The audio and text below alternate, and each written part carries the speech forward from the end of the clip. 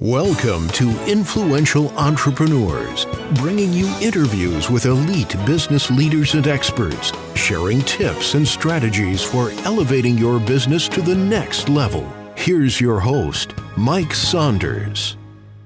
Hello and welcome to this episode of Influential Entrepreneurs. This is Mike Saunders, the Authority Positioning Coach, and today we have with us Adoni, who's the author of The Unstoppable Startup, Mastering Israel's Secret Rules of Chutzpah.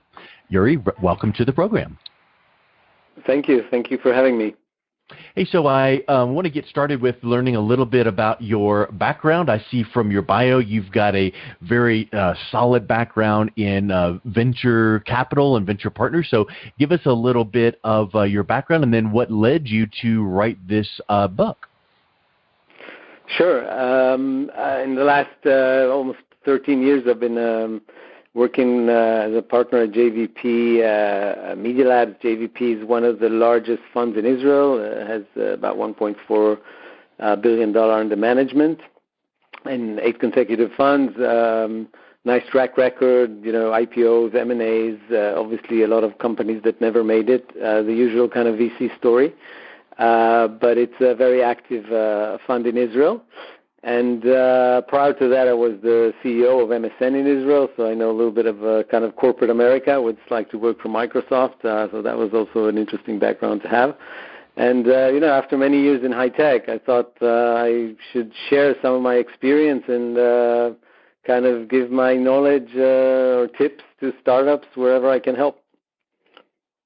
Yeah, it really, you hear that story so many times, which is I had my head down doing what I do, learning these lessons the hard way, making mistakes, learning from them. And then at some point you go from kind of like surviving to thriving where you want to give back.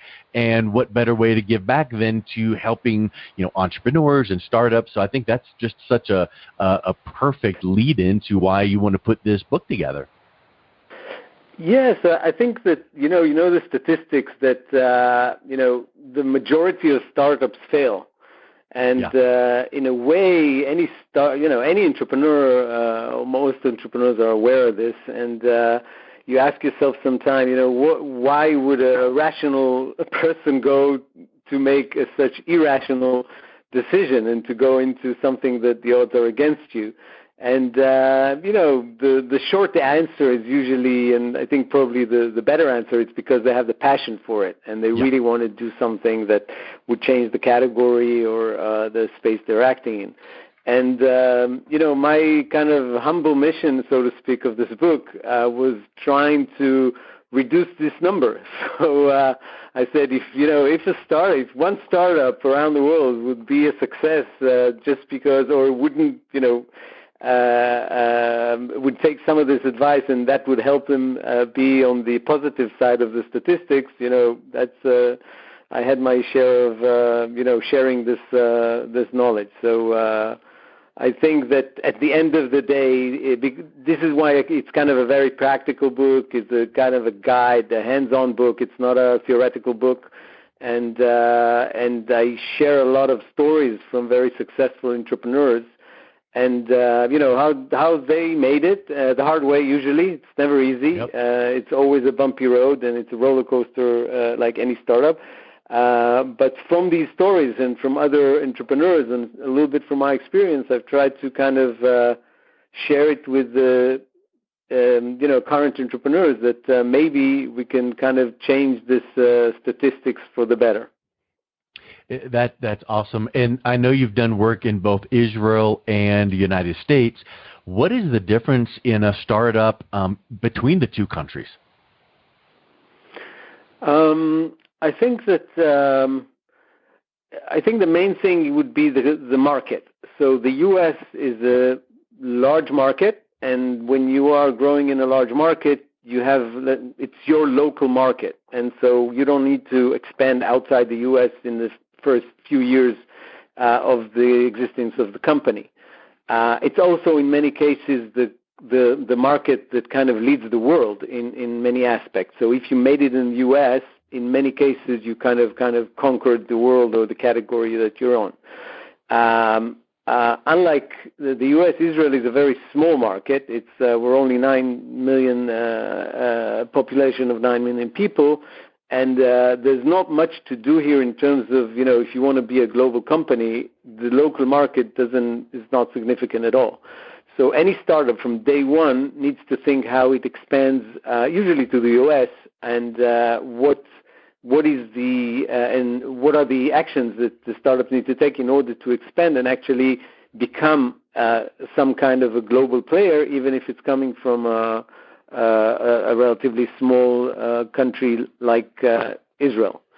So that's one thing. The other thing, I think, it's the accessibility for the corporates, for the clients. So again, the American startup, that's the local market, and your employees, your management, your board, they all know the market. They'll have their Rolodex with all the people they know in the network. With the Israeli case, you need to actually create this network.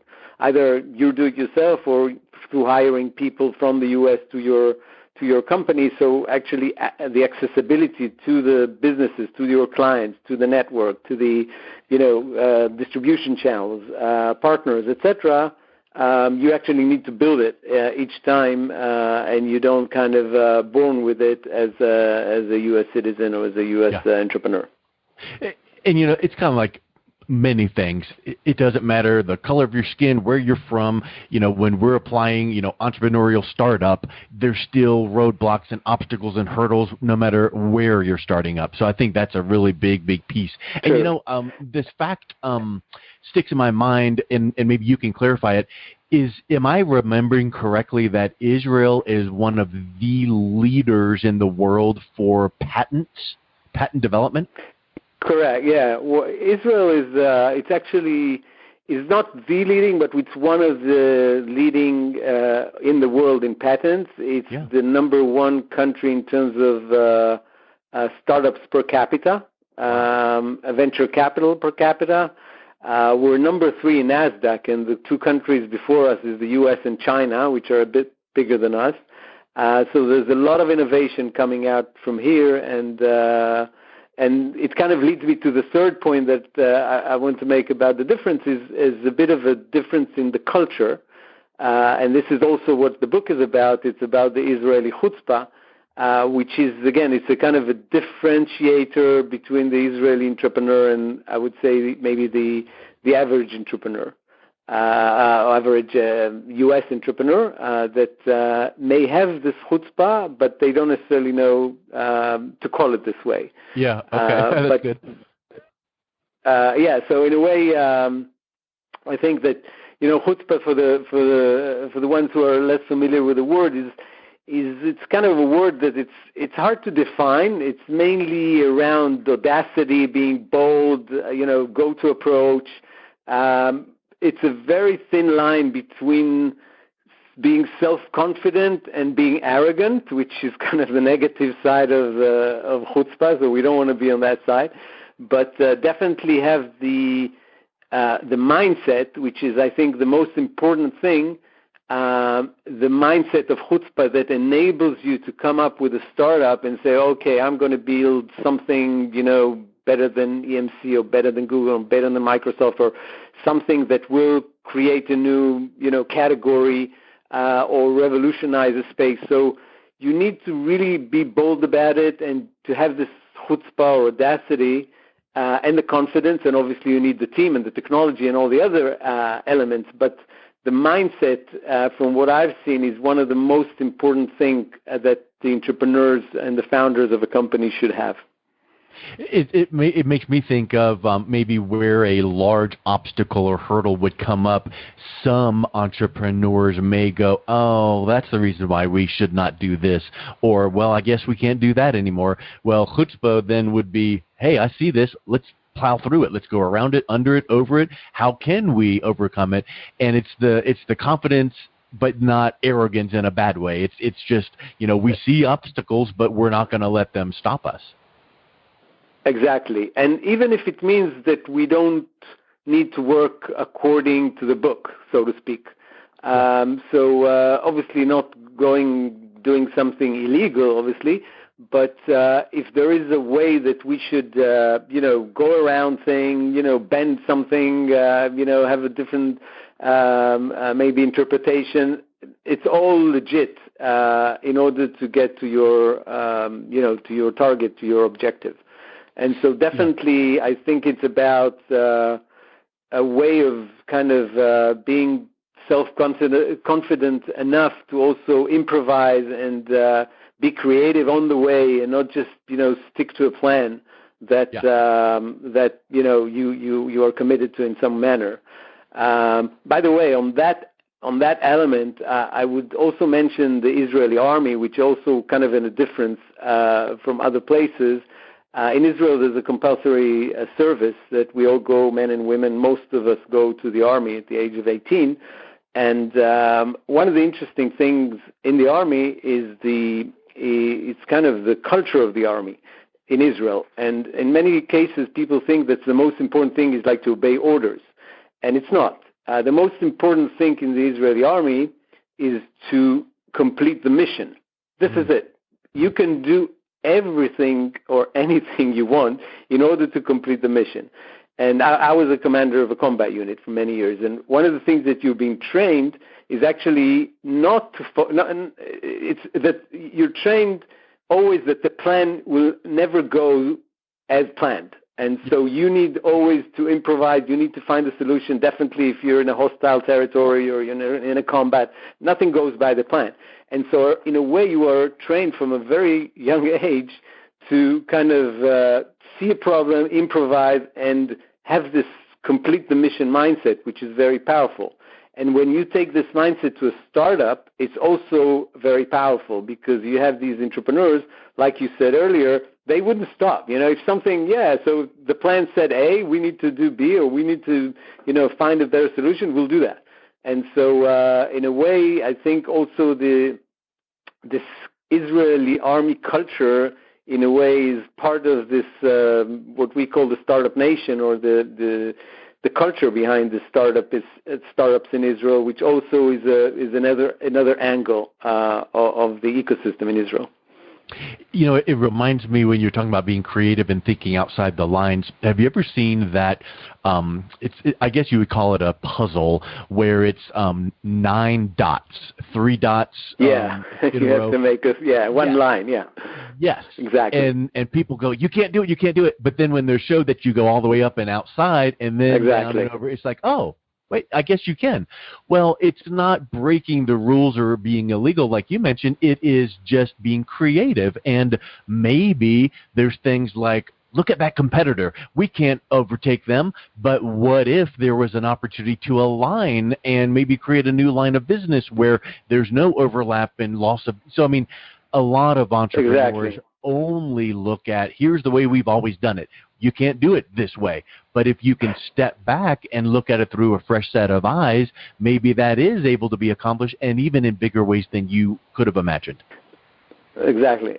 One of the examples I give just on that point exactly is a company called SpaceIL, which is it was kind of a competition that Google launched at the time and said we're going to give $20 million to a team that will put some kind of a spaceship on the moon, and it needs to travel for 500 feet or something like that on the moon.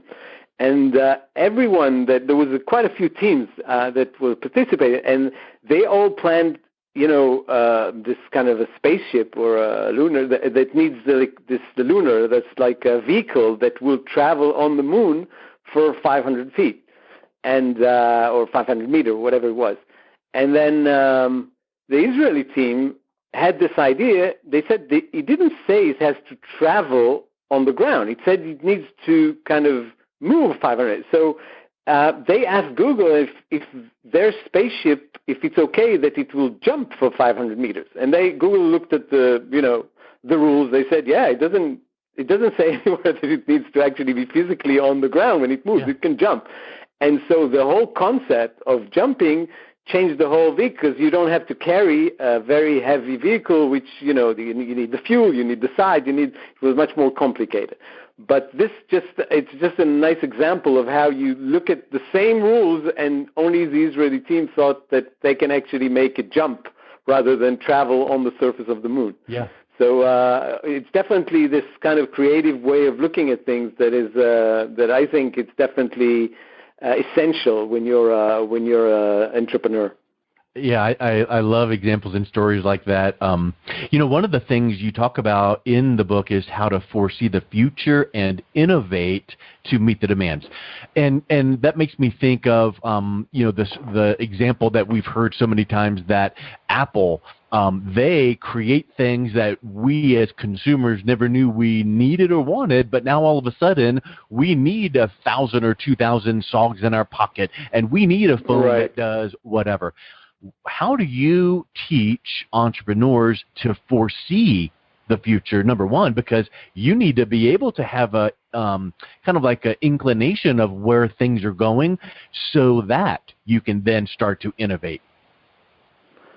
True. So one of the things is that, conventional research will not necessarily bring you there. So there's a lot of, people think that, venture capital is also about Excel sheets, and, it's a lot of it is about the hunch and about knowing the market and feeling, where the winds are blowing, and in a way trying to have a hypothesis, and maybe that's the main thing. You need to have an hypothesis of where the market is going, when it will get there, and then try to create a product and a solution or proposition that will meet the market need in the right time and the right place.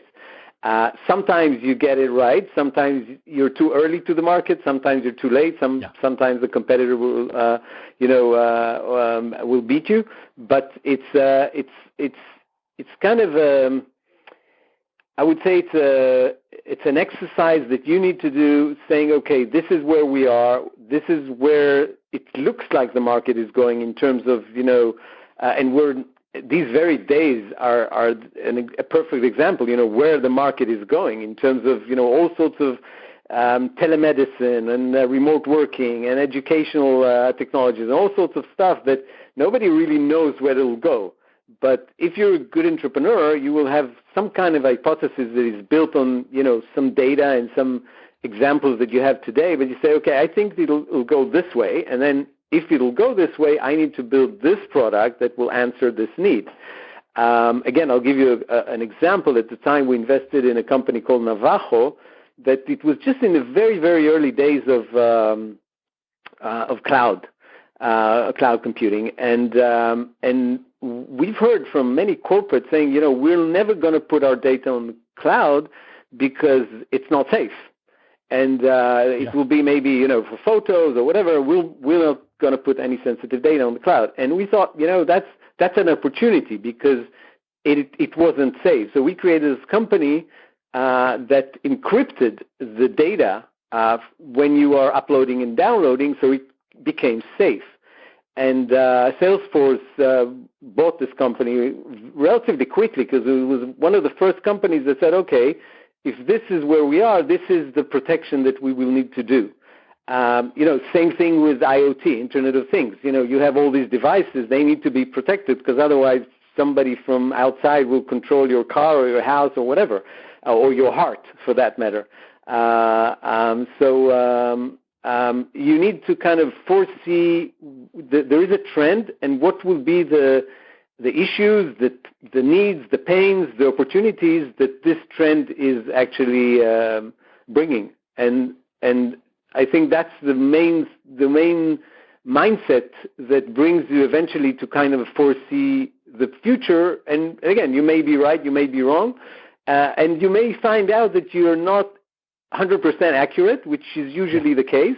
And then you kind of, you tweak on the way, sometimes you pivot on the way, you change, but you have to be very, very sensitive to what the market is telling you and react quickly to it. So even if your initial hypothesis is not 100% right, only 80, the rest of the 20% you need to make adjustment or, 40% or whatever as you go along and not, be stuck to one thing and just go with it against the wall. So that's kind of, I guess, the exercise to foresee the future in a way.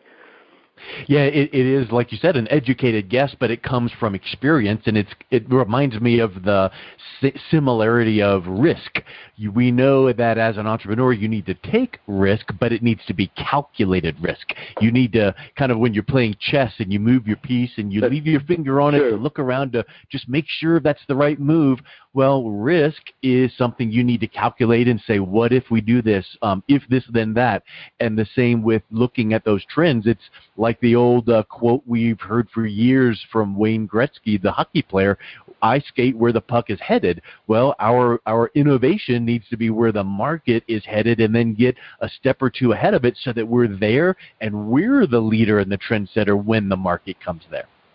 Exactly. And if you do that right, you have a good chance of becoming the new category leader, because you are kind of, in some cases, you're inventing a category which wasn't existed before, so you can become the category leader.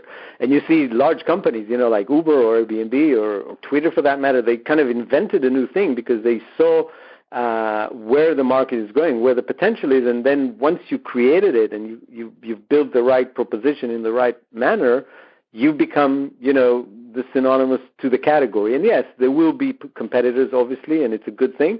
But as a category leader, you're in a much better position to gain the market share of the leader.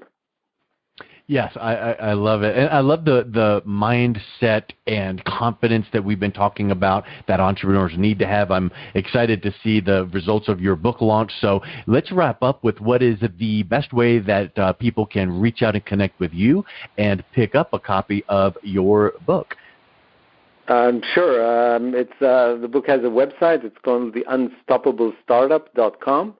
And there's all the ways to order the book from there. Obviously, they can reach me on LinkedIn or Facebook. I'm active on social media and Twitter, so all these channels are good. But the book, the main place for the book would be the website. Excellent. Well, Uri, thank you so much for coming on. It was wonderful talking to you about your new book, and I appreciate your time. Thank you very much. Really enjoyed it. It was a pleasure. Thank you.